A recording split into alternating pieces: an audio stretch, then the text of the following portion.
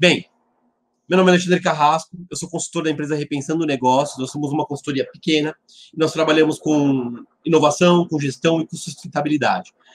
A gente tenta buscar métodos eficientes, aí simples de fazer com que as pessoas possam trabalhar melhor. E como a gente tem no nosso propósito a sustentabilidade, questionar esses métodos faz parte do nosso dia a dia, né? Então, eu fui chamado aqui para falar com vocês um pouquinho sobre como não aumentar as desigualdades da pandemia. E aí eu queria trazer, antes de começar a falar qualquer coisa, alguns dados para vocês, tá? Primeiro, a gente não pode negar que os impactos são imensos, tá? Eu acho que todo mundo concorda com isso, acho que a gente não tem nenhuma discordância, né? Mas no Brasil, a gente tem um quê de desigualdade que é muito grande, a gente precisa entender isso. Bem, vamos lá. A gente já vai alcançar 400 mil mortos essa semana, provavelmente. A situação é crítica. Tô falando de mãe, tô falando de pai, tô falando de amigo, tô falando de trabalhador. Todo mundo, gente, não tem quem não conheça uma pessoa que faleceu ou tá com algum tipo de sequela por conta da doença, ou perdeu o emprego, algum impacto a gente teve na nossa vida. Nas empresas, gente, o impacto foi imenso. Então, comércios que fecharam, lojas que faliram, sabe? Então, foi imenso, foi muito grande. Muita gente perdeu emprego, muitas atividades foram paralisadas, né? Um contingente imenso de pessoas foi levada para o home office, assim, de uma hora para outra.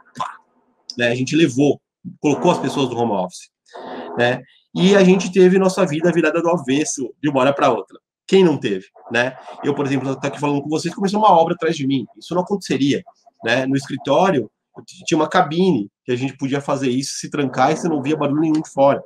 Mas aqui não tem como a gente trabalhar com isso. Bem, e aí vem o nosso primeiro panorama. Em julho do ano passado, nós tínhamos no Brasil 8,4 milhões de pessoas em home office, tá? É um contingente significativo. É bom se isso fosse apenas um medidor de produtividade, ou então o número de empregos que a gente preservou.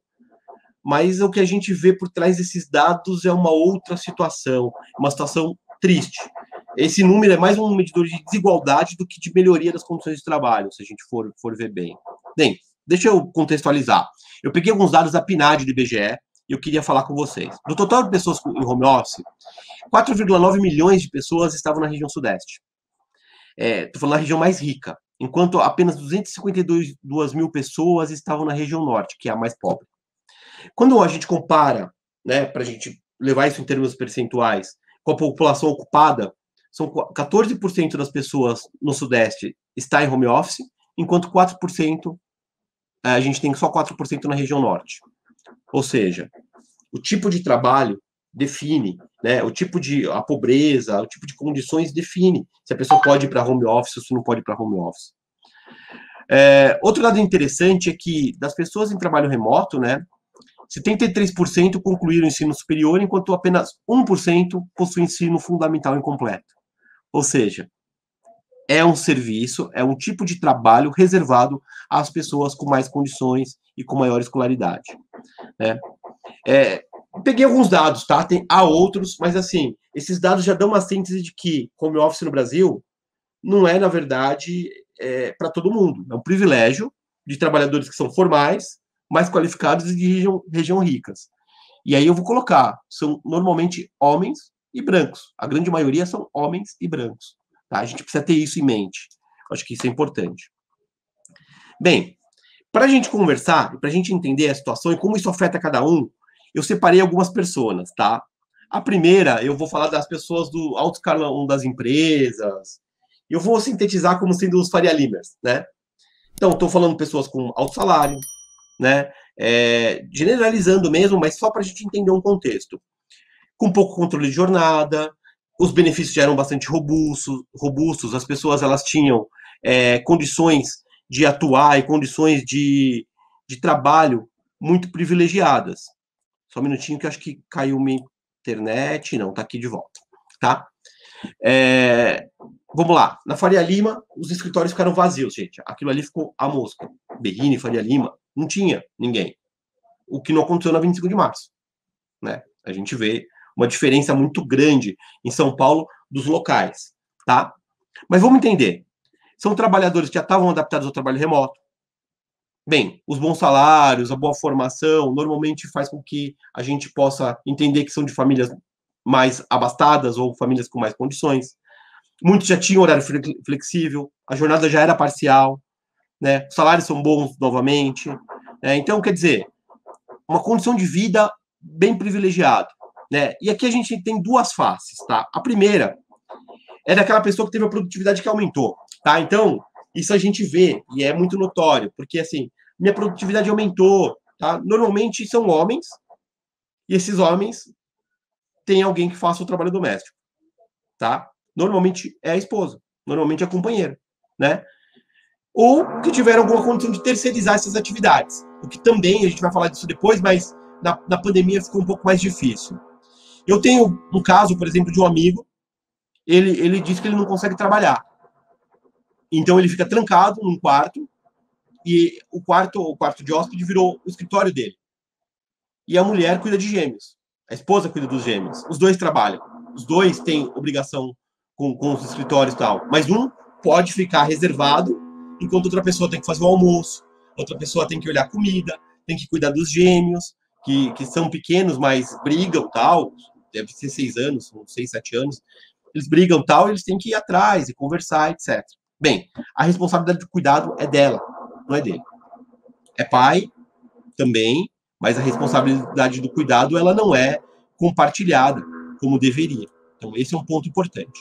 Outra coisa é a terceirização do trabalho, que ficou muito difícil, muito mais difícil. Então, por exemplo, quando eu chamava o empregado doméstico para limpar minha casa, na pandemia, isso talvez não seja possível. Por dois motivos. Um, que talvez a casa não comporte mais uma pessoa, ou uma babá, uma cozinheira, e também pelas condições, né, de ficar. Por exemplo, imagina que você tem numa casa pequena, num apartamento normal, 60 metros quadrados, 50, duas pessoas morando. São duas pessoas, sem filho, sem nada. E você ter uma outra pessoa em casa para fazer almoço, para cozinhar tal. Muitas vezes não contempla, não dá, não suporta aquela residência, esse número de pessoas. Né? Então, a terceirização também ficou mais cara e ficou restrita a gente com muita condição de pagar. Né? E de receber essas pessoas na sua casa e garantir as condições. Né? Muita gente não tem essa condição. Né? Nesse caso, o trabalho normalmente fica com a mulher. Esse é o ponto. E aí vem a diferença. A mulher ela tem uma dupla jornada, enquanto o homem ela tem uma jornada, a jornada normal, de trabalho. Muitas vezes teve uma atividade que começou a fazer a mais, mas não é a jornada inteira tendo que lidar com isso. Bem, aqui a questão é a divisão sexual do trabalho. Ela precisa acabar. A gente precisa acabar. A gente precisa dividir as tarefas, ter responsabilidade compartilhada, aprender que filhos são tarefas de todos, né? E as empresas precisam entender isso, ajudar nisso e criar estratégias para que as mulheres possam ter condições de agir diante dessa situação, né? Aqui vale estratégia para você mudar a cultura, conversar sobre isso, diálogos que sejam mais significativos, ajuda direta, né? Como oferta de creche, apoio financeiro para alguma atividade que possa dar suporte, né? A flexibilização do horário de trabalho, né? E mais, aqui entra um ponto importante, que é criar elementos que eliminem as dificuldades que normalmente já são impostas às mulheres. Né? Então, questões como a licença maternidade, dificuldade de progressão na carreira, principalmente para as mulheres que têm filho, que existe o estigma de que é menos comprometida, etc. Então, isso tem que acabar. E as empresas precisam atuar nisso de uma forma muito significativa e muito direta. Né? Normalmente, esses trabalhos são pensados a partir da perspectiva masculina. E aí vem o problema. Né? Às vezes são pensadas por homens e muitas vezes são pensadas por mulheres, mas a partir da perspectiva masculina. E aí a gente entra num problema. Né? Bacana. Né? Então, muitas empresas já faziam coisas legais nessa pandemia, mas é preciso rever diante desse novo contexto, a gente precisa trabalhar, precisa entender esse tipo de situação. Bem, segundo grupo que eu coloco aqui, eu estou falando dos trabalhadores médios, eu estou falando do analista, eu estou falando do pessoal de escritório, né? Que também foram para o home office. Então, esses também são elegíveis ao home office, mas a situação é um pouco diferente. Nesse grupo, a gente tem um salário mais baixo e, por consequência, uma condição mais limitada de lidar com as mudanças, né? São casas menores, muitas vezes alugadas, ou então compartilhadas com mais gente, né? Então, isso tem que ser levado em consideração quando a gente leva alguém para o home office, tá? Aqui, são pessoas que não vão ter mesmo condição de terceirizar. Então, muitas pessoas passaram a ajudar seus familiares, que perderam o trabalho, outras adoeceram e ficaram sem renda por conta da condição precária de trabalho, né? E aqui nesse grupo é onde a gente teve a maior incidência de redução de contrato de trabalho, de suspensão. Então, quer dizer, é um grupo que já está com uma situação um pouco mais complicada. Aqui a divisão sexual do trabalho também se repete. Olha, a mesma coisa que a gente falou lá em cima, mas tem diferença, tá? A primeira é que nesse grupo a existência do trabalho remoto que já era muito menor, né? E quando as pessoas foram para o home office, muita gente teve que passar a destinar áreas da sua casa para isso. Muitas vezes essa área era uma área comum. Então, é uma cozinha, né? É um pedaço de uma sala, é o quarto, né? E às vezes sem espaço adequado, né? Imagina, você tem uma casa pequena, você teve que usar a mesa da cozinha, às vezes seu marido também trabalhando, sua esposa também trabalhando, né? Às vezes as crianças, né, na escola também em conferência, né? Em videoconferência. E como que você faz para adaptar sem um lugar? Como que você separa o barulho de um de outro? Como que você garante que a criança não vai aparecer no Zoom? Né? Os casos estão reduzindo muito, mas, por exemplo, eu vi outro dia um caso de uma pesquisadora na Califórnia, em que ela pesquisou uma pessoa que ela proibiu o filho, né? A empresa proibiu o filho de aparecer na câmera, em tom de ameaça mesmo. Eu pergunto, sei lá, quem vai dar gaiolinha para colocar criança, né? Então não é isso que a gente quer, né? A gente quer que a gente possa ter uma condição de trabalho mais adequada e mais interessante, né? Então, nesse caso, as famílias tiveram que lidar com a dinâmica dos filhos e conciliar com tudo isso. É muito difícil, é muito complicado, é muito desafiador, tá? Sim, legal, deixa eu continuar. Outra coisa, dia certo para ir no mercado, né? Às vezes cuidar de um pai idoso, de uma mãe, de um avô, né? Eu tive meu avô agora essa semana, quebrou o fêmur, tá lá numa fila para fazer uma cirurgia. Então, quer dizer, essas coisas são coisas que no home office se intensificaram. Ele não conseguiu fazer a cirurgia porque não tem UTI, né? Então, quer dizer, a situação está muito, muito complicada. Eu tenho uma amiga em Portugal, só para contar um caso, né? Que tem uma avó com Alzheimer. Ela é jornalista, essa moça, tá? E ela tá trabalhando em casa, ela é uma radialista, na verdade, tá trabalhando em casa. E a avó, de tempos em tempos, ia fazer a pergunta por que ela não ia trabalhar. E ela tinha que parar, explicar pra avó, mostrar pra avó o porquê. E a avó esquecia. Depois ela voltava e fazia a pergunta de novo. Pode parecer engraçado, até bonitinho, uma vez ou outra, mas, gente, imagina isso durante meses, né? Então, isso tem que ser trabalhado, isso traz um impacto imenso na produtividade. E a organização tem que estar atenta a isso, tem que olhar isso. São questões de saúde mental, são questões de produtividade, e normalmente vão afetar mais as mulheres. Então, tem que olhar isso de uma forma interessante. Outra coisa nesse grupo, gente, é a redução do poder aquisitivo. Seja pela inflação, que está altíssima, né? Então, a inflação alta aumentou, por exemplo, o aluguel. Então, meu salário não aumentou, mas o aluguel aumentou. Então, o que eu faço com relação a isso? O preço dos alimentos que aumentou, né? Então, tudo isso impactou mais esse grupo do que os outros, né? E aqui também falamos das reduções e suspensões de contrato de trabalho, tá? Aqui, muitas vezes, nós tivemos gente que foi para o home office sem computador da empresa, que teve que usar o seu computador e trocar seu computador, que teve que botar memória, né? Que tinha um pacote de internet limitado e precisou aumentar e acabou porque usou demais e a empresa muitas vezes não ajudou. Que precisou pintar sua parede, trocar cadeira, comprar uma câmera que está com preço lá no céu, sabe? A câmera que eu estou usando aqui hoje, ela custou um valor. Outro dia eu fui ver a mesma câmera, ela estava custando, cara, quase 10 vezes mais, né? Então, tá lá no céu o preço. Então, isso é muito importante. Isso vem dificultando muito as condições de sobrevivência para esse pessoal. Nesse grupo, para mim, a primeira coisa que você tem que fazer é respeitar as leis, tá? Então, por exemplo, Se teve redução de jornada de trabalho, tem que garantir que a jornada seja respeitada. Se teve suspensão de contrato de trabalho, eu não tenho que pedir para esse trabalhador, para esse colaborador, para trabalhar. Ele está com o contrato suspenso, né?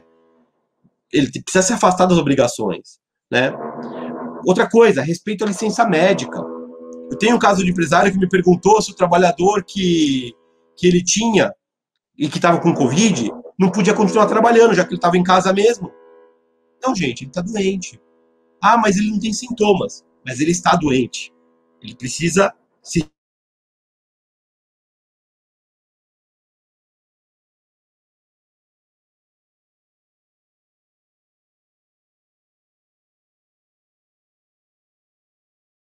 recuperar, ele precisa cuidar. Cortou? Não, voltou. Tem outro caso também de um empresário, né, que passou a contratar apenas pessoas que possuíam as condições que julgava. Só um minutinho. Recebi uma mensagem no chat aqui, eu achei que era da internet, tá, gente? Mas vamos lá, voltando, né? Esse outro caso que eu estava contando, também é um empresário, tá? E ele passou a contratar, na pandemia, só as pessoas que ele julgava que tinham as condições para o trabalho remoto. O que acontece, gente? Se eu sou pobre, se eu não tenho um computador, se eu não tenho um local para fazer trabalho remoto, se eu não tenho internet, eu não vou achar emprego. Então, a gente precisa entender aqui, tá? Esse cara é o que mais precisa do trabalho. O trabalhador, o colaborador, ele não tem que assumir o risco da empresa. A empresa tem que garantir o apoio financeiro, o apoio, o suporte tecnológico para que as empresas, para que as pessoas possam trabalhar. O risco da internet, do computador, é da empresa, sabe? É garantir condições ergonômicas de trabalho. Isso quem tem que garantir é a empresa que tem que garantir. Gente, não é porque eu adquiri uma LER, um problema de coluna no home office que a empresa não é responsável por isso. Tá? Ela precisa garantir as condições ergonômicas do meu trabalho. Ela precisa garantir que eu esteja trabalhando em condições adequadas e eu preciso fiscalizar isso. Então, eu não posso fechar os olhos para isso. E neste grupo estão as pessoas que mais trabalham. Tá? Tem um ponto aqui nesse grupo que eu não coloco, não sei, mas são aqueles trabalhadores que já trabalham, às vezes de maneira precária. Por exemplo, na Workana, que é um software de trabalho, eu posso fazer site, programação, design. Eu tenho 1,7 milhões de trabalhadores. São trabalhadores, gente, que se pararem de trabalhar por Covid ou por qualquer outra coisa, eles perdem a renda totalmente. E essas famílias são compostas por trabalhadores que também trabalham com isso. Então, eu preciso entender essa condição. Vamos lá. Quem não teve dor nas costas dessa pandemia? Né? Bem, isso, no longo prazo, vira uma doença ocupacional. A responsabilidade é do trabalhador ou a responsabilidade é da empresa? Ela estava trabalhando para a empresa, em condições que a empresa fechou os olhos. Isso não pode acontecer. Isso é inadmissível. Então, a gente precisa garantir isso. E a gente, como líderes, precisamos entender esse tipo de coisa e agir para que a gente tenha esse tipo de ação. Próximo grupo, gente, são aqueles trabalhadores que têm atividades que são essencialmente presenciais, tá? Estou falando do comerciante, do professor, dos profissionais de turismo, sabe? As pessoas das academias, os profissionais de eventos. Gente, esses foram levados ao home office nas piores condições possíveis, ou quando não perderam totalmente o trabalho, tá? E ficaram à própria sorte. Aí foi muito complicado, né? E muitos não eram nem empregados, eram PJ de uma empresa. Simplesmente tiveram contrato suspenso ou cancelado e tudo bem. Eu vou trazer um caso dos professores. Eu sou professor, tá? Tudo que falamos para cima também vale para os professores, tá? No meu caso, as minhas aulas tinham jogos, dinâmica, participativa, muita coisa gamificada, jogo de tabuleiro, com carta. Transformar uma aula presencial numa virtual virou uma saga, né? Gente, eu confesso, eu levo 5 vezes o tempo de aula para adaptar uma aula ao virtual. Não adianta, não é pegar o presencial e trazer para o virtual. Eu preciso trabalhar, eu preciso pensar, ainda mais, imagina um jogo. Eu tenho que pensar nesse jogo na dinâmica do virtual. É uma outra situação. Então, isso é muito complicado. E veio, e ficou difícil. E aí, por que eu levanto isso? Isso é um trabalho que não é remunerado. Ele é invisível por todo mundo. Então, o aluno não sabe que o professor fez isso, o pai não sabe, a universidade não vê, ninguém vê. E por isso também não paga. Né? Então, isso é muito complicado. Né? Então, a gente precisa entender esse tipo de dinâmica. A minha situação é, ainda é privilegiada, né? Eu tenho lidado há muito tempo com mecanismos, eu tenho uma turma de adultos, então isso me ajuda, eu explico a situação, eu testo. Então, muitas vezes eu falo, galera, vamos testar tal coisa, o pessoal entra na brincadeira e me ajuda, tal. Mas imagina um professor de ensino médio que tem aulas diárias, tem que fazer isso todo dia. Esse cara tem 4 horas ou 8 horas de aula e ele tem que usar mais 8 para poder preparar e, sabe? Ou então imagina alguém alfabetizando uma criança sem poder chegar perto, entregar coisa escrita, pegar na mão, sem conseguir atenção. Como que faz? Gente, é um desafio imenso. Novamente, aqui são profissionais invisíveis e esses caras tiveram que reinventar o trabalho, sem treinamento, sem apoio. Teve gente que foi jogada por home office em escolas, por exemplo, sem nenhum treinamento de como usar uma plataforma online. É muito complicado isso, é muito difícil isso, né? Imagina a cabeça de uma pessoa dessa na pandemia, né? Aqui a saúde mental é uma preocupação adicional a tudo aquilo que a gente falou, sabe? A saúde mental é uma coisa, o estresse, sabe? A sensação de que você não está entregando, a sensação de que você não é capaz, é muito complicado, é muito difícil isso, tá? Por fim, gente, eu queria trazer os trabalhadores domésticos, tá? Eu sei que não é o grupo que a gente está aqui, mas é um grupo talvez mais afetado por tudo isso. É um grupo formado principalmente por mulheres, na maioria negras, tá? Esse é o grupo que não teve home office, perdeu o rendimento geral, né? Porque as famílias cancelaram, gente, os trabalhos domésticos. É aquilo que a gente falou, não tem mais renda, eu cancelo. E não pode vir aqui, eu cancelo. Não tem nenhuma penalidade, não tem uma contrapartida, né? E, gente, esse grupo tem sido atingido pelas mortes. As mortes chegaram nesse grupo primeiro, né? Aqui a gente tem os piores casos, né, cara? Gente, a gente tem trabalho análogo à escravidão, casos de gente presa na casa de um patrão, de uma patroa, né? E que não pode voltar para casa, porque senão perde o emprego. Então tá meses sem poder voltar. Muitas vezes trabalham sem o EPI correto, sem condição de segurança. Tem gente que é levada para cuidar de gente com Covid, sem ter Covid, né? E sem condição, tá? Aqui, como a maioria não tem nem registro em carteira, tal, elas estão à própria sorte, gente. Elas morreu, sem direito a nada. Isso é muito triste. Isso é um reflexo da desigualdade do nosso país. É imenso. A primeira morte por Covid no Brasil ela foi emblemática. Uma mulher doméstica, uma empregada doméstica, mulher, negra, pegou Covid da patroa, que tinha viajado para a Europa e contraído a doença. Ficou lá presa, pegou e morreu. É o reflexo exato do que a gente fala nessa categoria de trabalhadores, de pessoas. Aqui a gente precisa, primeiro, individualmente refletir sobre as condições dessa categoria. Acho que é importante, tá? Primeiro, garantir que esse trabalho seja reconhecido como trabalho. É uma luta política. E a gente precisa pensar nisso e abraçar essa luta, porque as pessoas que nos ajudam são trabalhadores também. Então, isso é importante que a gente tenha em mente, tá? A segunda é pensar individualmente no que temos feito com as pessoas que nos apoiam dessa maneira. Gente, eu fui lá e cancelei sumariamente o contrato de trabalho da minha empregada doméstica, foi isso que eu fiz, né? Então, qual é o impacto disso? Aí amanhã eu chamo de novo, como que acontece? Eu sei que ela não pôde realizar o trabalho naquele tempo, mas será que eu não posso ter uma outra condição? Será que eu não posso garantir alguma coisa? Será que eu não posso dar um apoio de alguma forma? Então, acho que isso a gente precisa pensar, né?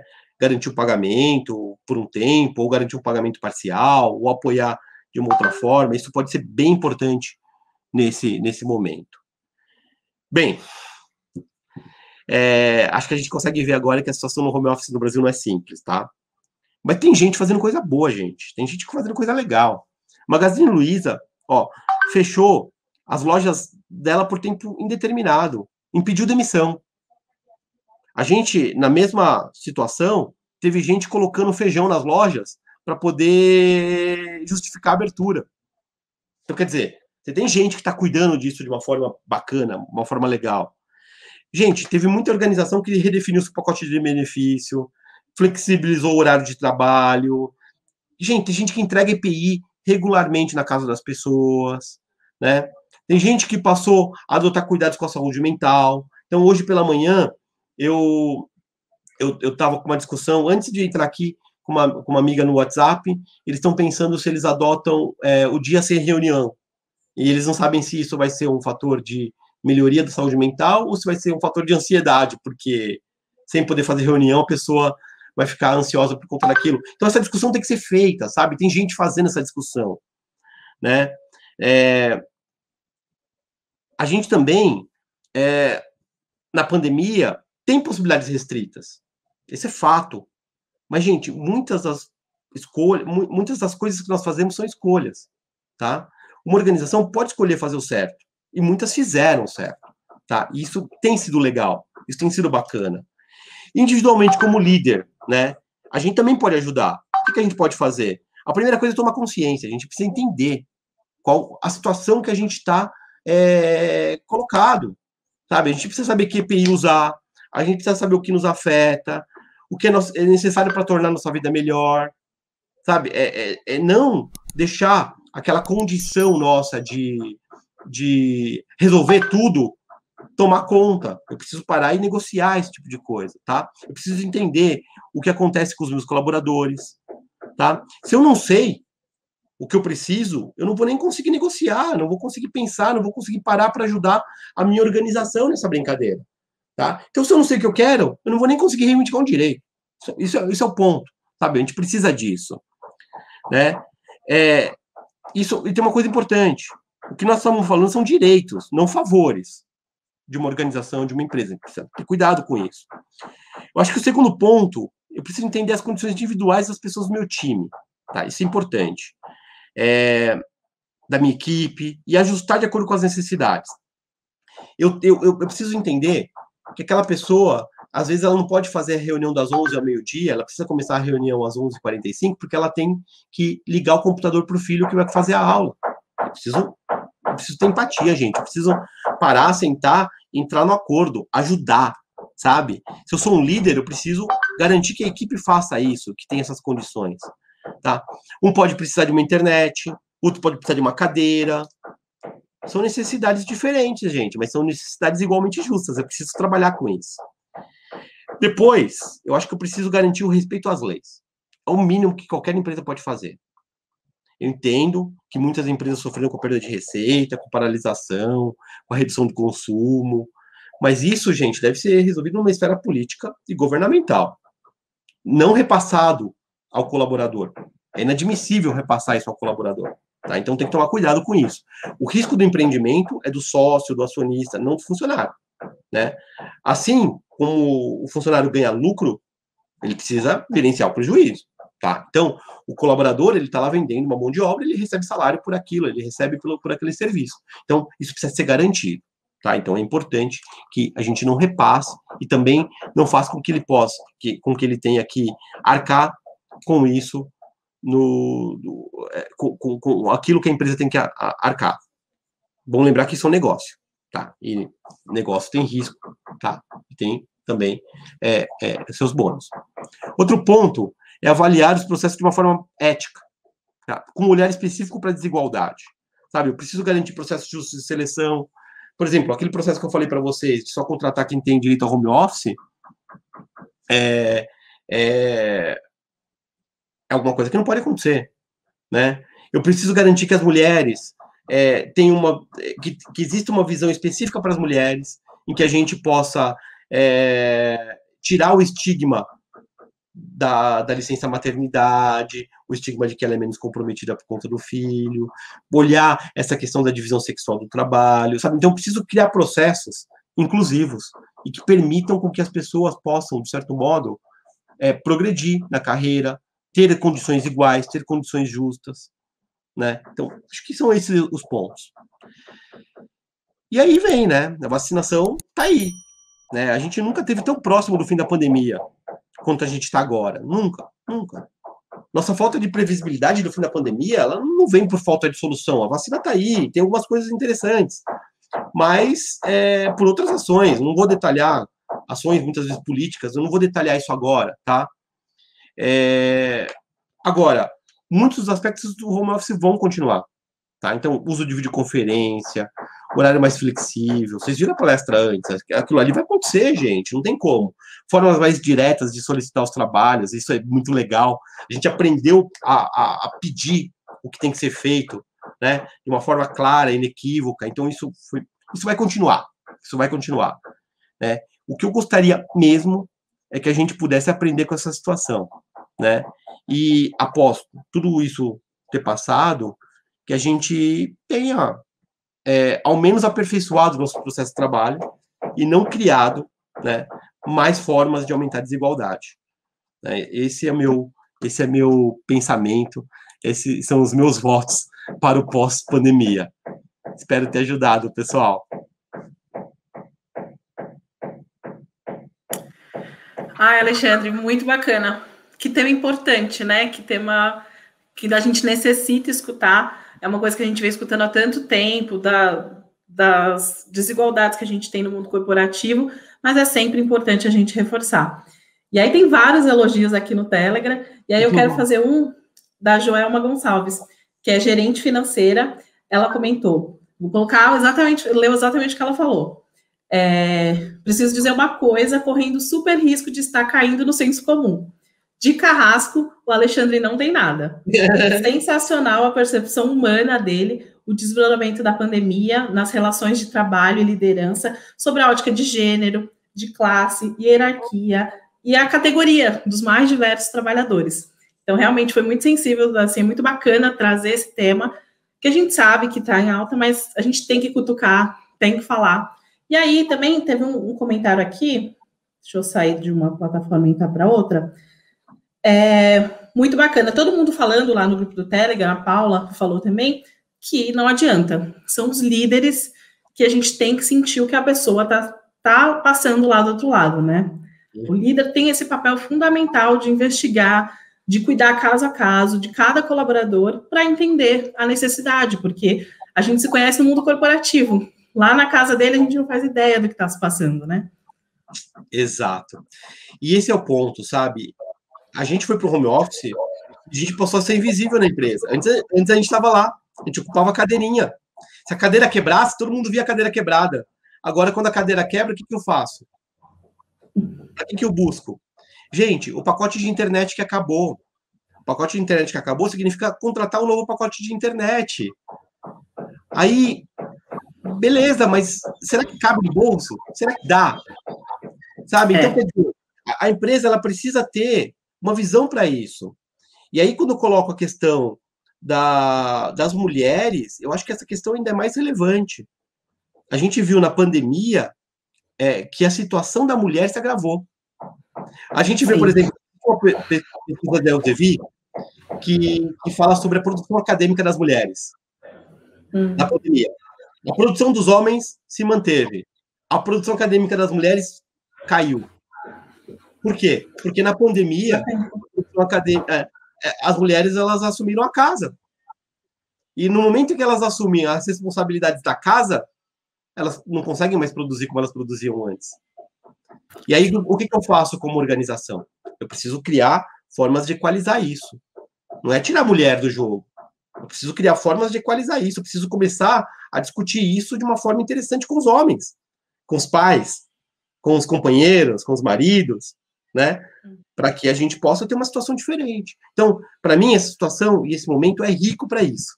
É um momento que está todo mundo sensibilizado, e se a gente não parar para ter esse tipo de conversa séria, difícil, dura, porque dói, não é uma coisa fácil, dói, né? A gente não vai ter nunca mais. Então, que a gente use aí o home office, que a gente use a pandemia também para aprender um pouquinho com isso, né?